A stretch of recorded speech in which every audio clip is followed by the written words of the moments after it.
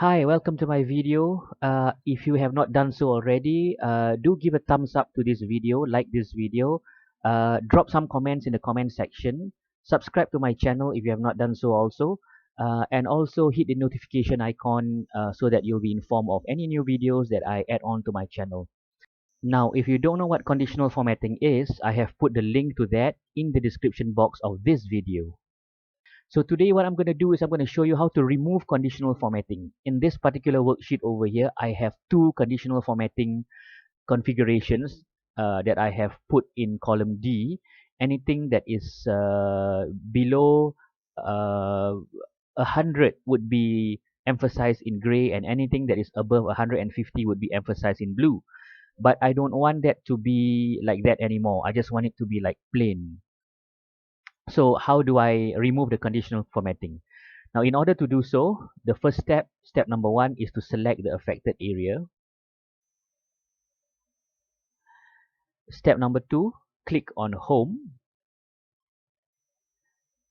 Step number three, click on Conditional Formatting. Now, in this menu, you might notice there is something here that says Clear Rules. Now, when you use Clear Rules, you can either clear rules from the selected cells or from the entire worksheet. But in these selected cells, I have more than one rules, and I just want to clear one of them, not all of them. If I use this, I'll have to clear all of them. So what I can do is I can use manage rule instead, which is a more flexible menu option than clear rules. So click on manage rules, and as you can see, these are the two rules. So I want to remove the blue configuration. So click on the blue configuration over here, click delete rule.